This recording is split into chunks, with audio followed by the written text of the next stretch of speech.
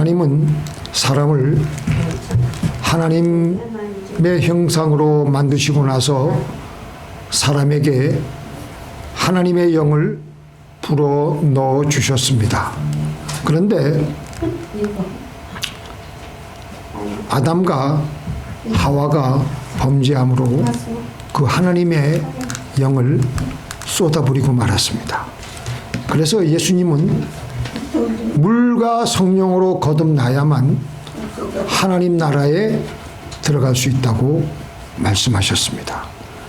그러니까 그리스도의 영이 없으면 우리는 그리스도의 사람이 아니라고 할 만큼 성령은 우리에게 있어서 안 될 핵심 요소입니다. 예수 믿는 우리들은 말씀과 기도, 이렇게 예배와 찬송을 통해서 그리고 우리의 순종함을 통해 성령의 충만함을 받게 됩니다. 성령 충만은 마치 큰 항아리에 물을 붓는 것과 같습니다. 그런데 성령을 담는 우리 영혼의 그릇은 금이 간 그릇과 같아서 우리도 모르는 사이에 자꾸 새어나가서 성령이 소멸되곤 합니다. 오늘 본문 19절에 성령을 소멸하지 말며라고 되어 있습니다. 성령을 소멸치 말며.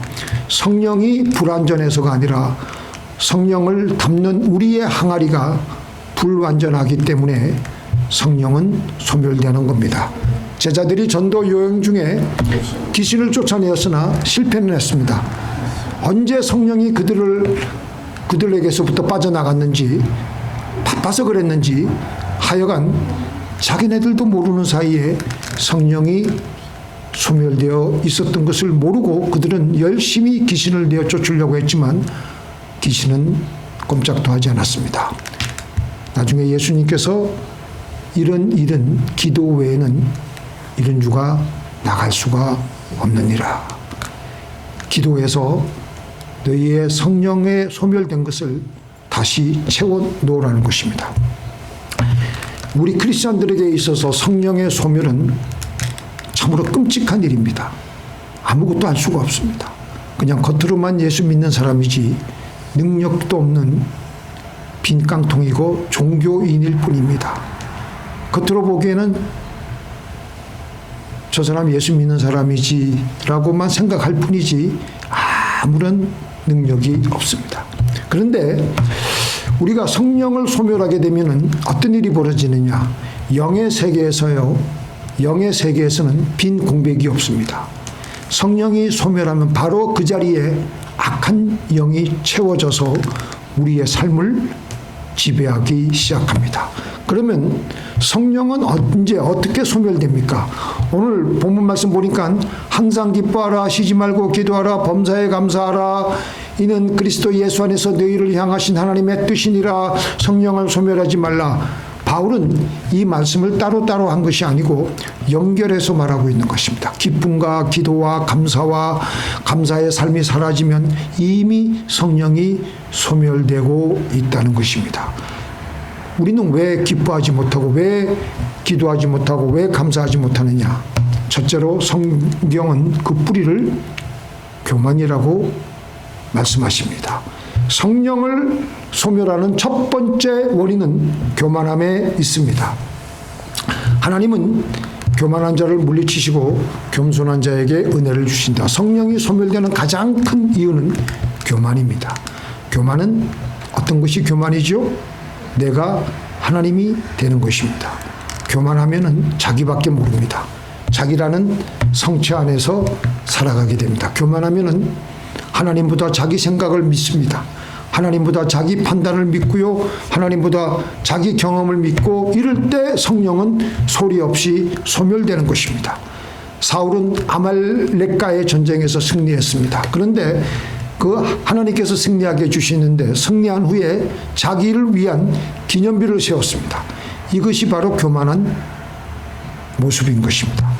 하나님이 승리하게 하시는데 내가 잘나서 한 것처럼 우리는 이런 실수를 많이 합니다. 그래서 그의 영혼에 성령은 떠나고 악령이 들어오면서 사울의 삶은 철저하게 망가지기 시작하는 것이었습니다. 헤롯도 하나님께 영광 돌리지 않고 주변의 사람들이 야 당신의 소리는 너무나도 장엄하다, 하나님의 소리다, 막 그렇게 하니까 자기도 자기를 생각할 때 보니까 자기가 하나님인 것처럼 생각하다가 그대로 그 자리에서 즉사한 것을 우리는 보게 됩니다.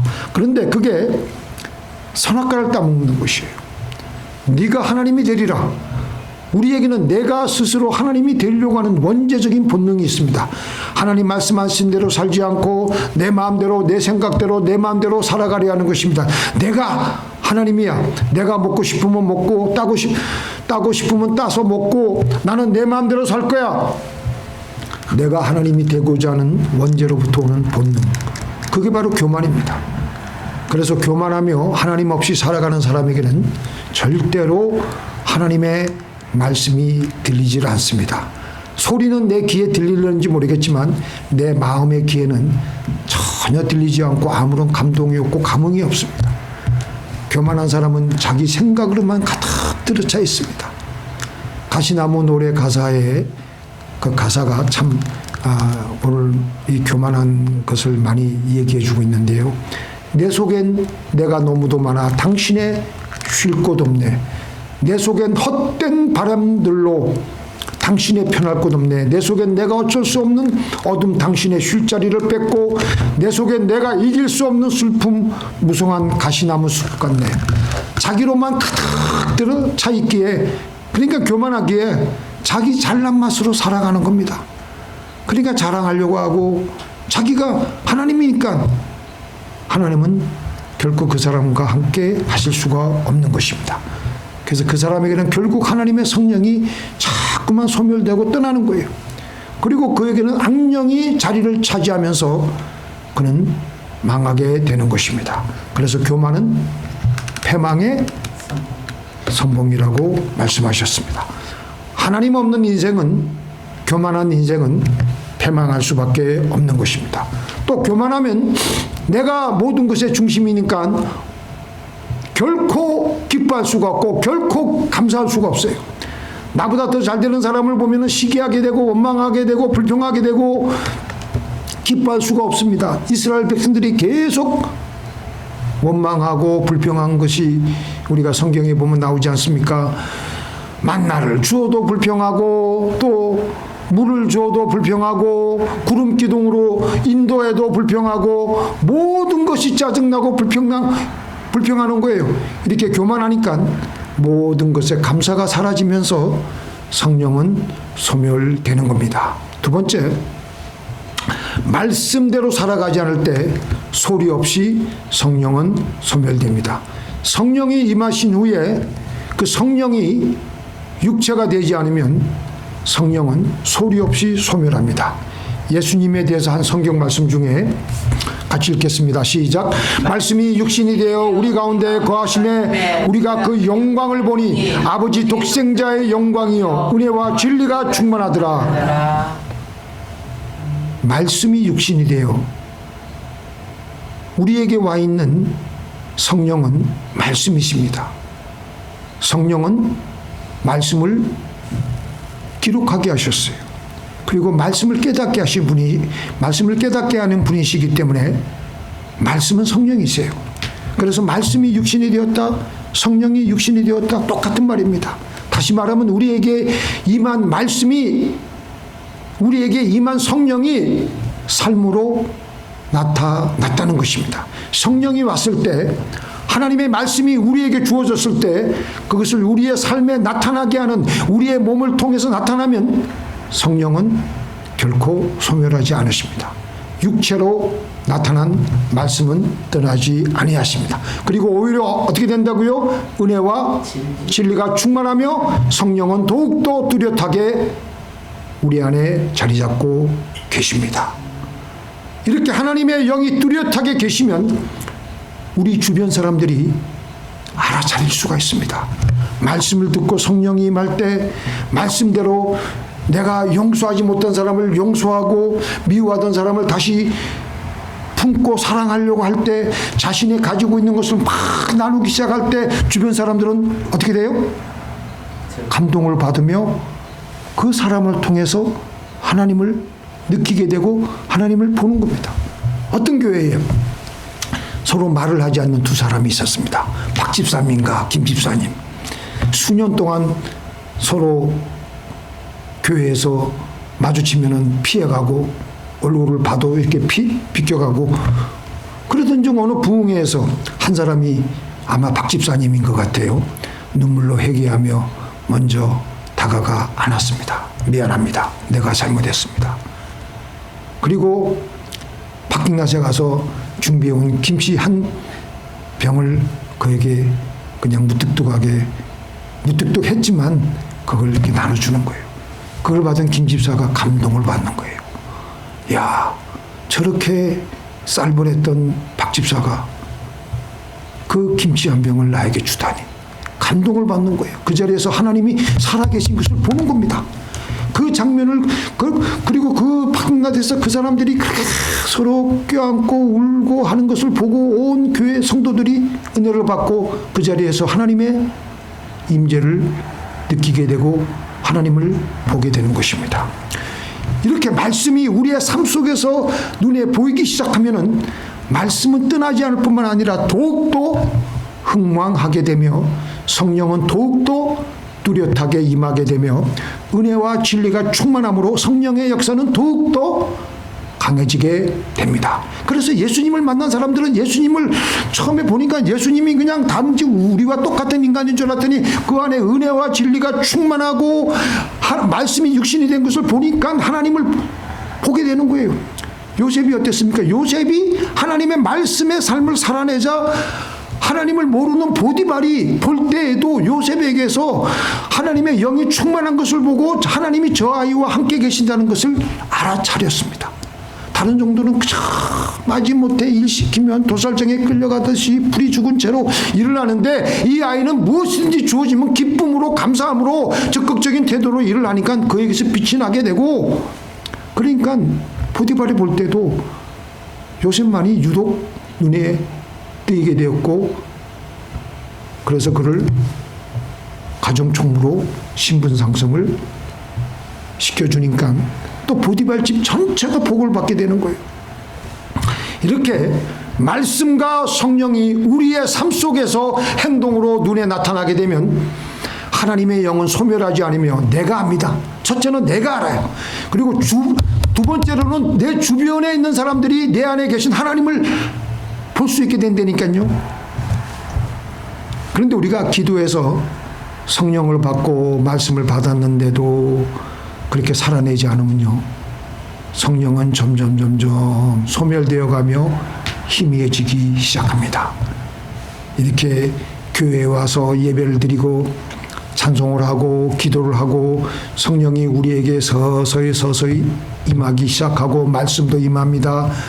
그런데 단번에 우리가 생활 속에 나가서 이 성령은 눈치챌 정도로 쏟아지지 않고 조금씩 새어나갑니다. 가만히 있으면요, 성령은 소멸이 돼 나가요. 왜냐하면 우리는 금이간 질그릇과 같은 존재이기 때문입니다. 그래서 변화산 아래 아까 말씀드렸지만 변화산 아래 예수님의 제자들에게 귀신 들려서 물에도 들어가고 불에도 들어가는 아이를 둔 아버지가 와서 귀신 쫓아달라고 했는데 제자들은 예전에 예수님과 전도 여행을 나가서 같이 귀신 쫓아낸 그 경험이 있었기 때문에 얼마든지 애를 데리고 오라고 예수의 이름으로 귀신을 그냥 침을 튀겨가면서 귀신을 내쫓으려고 했는데 귀신이 그날은 안 나가는 거예요. 자기네들에게 이미 귀신을 쫓아내는 성령이 소멸된 줄 몰라서 그날은 귀신을 쫓아낼 수가 없었던 것입니다. 그때 예수님께서 그 이유를 설명을 하는데 기도 외에는 이런 유가 날 수가 없느니라. 다시 기도해서 성령으로 채우느라는 것입니다. 다윗은 사울을 죽일 수 있는 기회를 2번이나 가지고 있었습니다. 2번이나 얻었습니다. 한 번은 엔게디 동굴에서 다윗과 다윗의 그 일행들이 아주 굴깊숙한 곳에 숨어서 은둔하고 있었을 때 사울이 그것도 모르고 그 동굴로 들어와서 겉옷을 풀어서 옆에 놓아두며 용변을 보고 있었습니다. 완전히 무방비 상태였죠. 그런데 다윗은 그 순간에 더 깊이 은밀하게 숨막히게 그 뒤에 숨어 있었던 것을 사울은 몰랐습니다. 그때 다윗이 부하들이 뭐라 그랬습니까? 지금이 하나님이 당신에게 주신 초로의 기회입니다. 그런데 다윗은 칼을 들어 사울의 생명을 취하지 않았습니다. 여호와의 기름 부음 받은 자를 내 손으로 결코 취할 수 없다고 하나님 말씀대로 했죠. 그리고 사울이 벗어놓은 겉옷자락만 살짝 베었습니다. 그리고 멀리 떨어진 산 위에 올라가 사울 왕을 향해 이렇게 외칩니다. 왕이시여, 왕이시여, 나는 왕을 해칠 마음이 전혀 없습니다. 왕은 왜 나를 이렇게 죽이려고 이렇게 나를 이렇게 필사적으로 쫓아다니고 계십니까? 그때만 해도 사울은 조금 성령의 감동이 있어서 울면서 다윗에게 말합니다.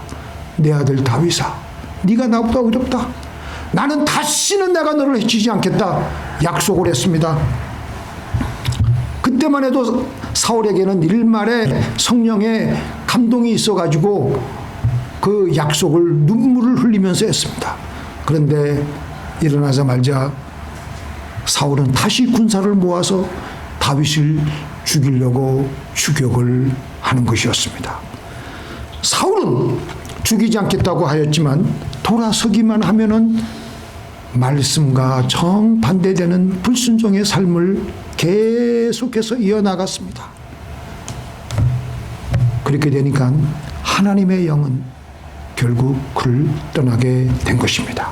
반대로 다윗은 어땠습니까?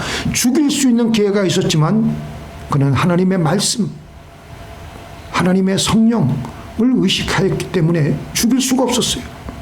하나님을 더 두려워했습니다. 사람보다 하나님을 더 의식했습니다. 하나님 말씀대로 살았습니다. 말씀이 육신이 되는 삶을 살았던 것입니다. 그래서 하나님은 늘 다윗과 함께 하셨던 것입니다. 그래서 성령이 소멸되지 않기 위해서 가장 중요한 것은 말씀에 육신을 입혀야 됩니다. 성령이 육체를 입으면 결코 소멸되지 않습니다. 그런데 영이 육체를 입지 못하고 영으로만, 마음으로만, 생각으로만 있으면 성령은 유지할 수가 없으며 이내 성령은 소멸됩니다. 성령이 오면 그것을 우리의 삶으로, 우리의 몸으로, 우리의 몸을 통해서 성령을 나타내어야 될 줄로 믿습니다. 우리 다 함께 성령을 소멸치 말며, 성령을 소멸치 말며. 무슨 말인지 잘 모르시는 분들이 계세요. 말씀이 우리의 삶 속에서 육체가 되지 않으면요, 성령이 소멸됨으로 우리의 마음은 점점 굳어지고 은혜는 사라지고 진리는 희미해집니다.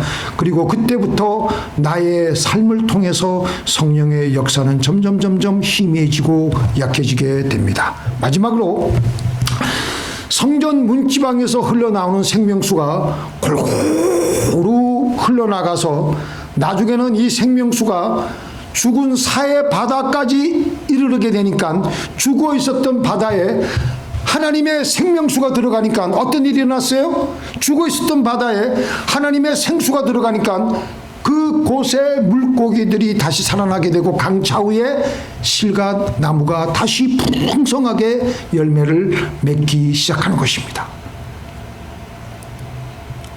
그런데 그렇게 하나님의 생명수가 성전 문지방에서부터 쭉 흘러나오다가 그렇게 사해 바다에 이르르고 다시 물고기들이 살아나는가 하면은 어떤 곳에 가니까 꽉 막히는 곳이 있어요.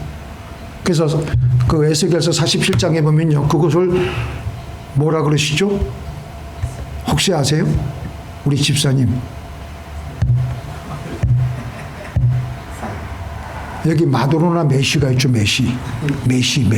그게 진펄과 개펄이에요.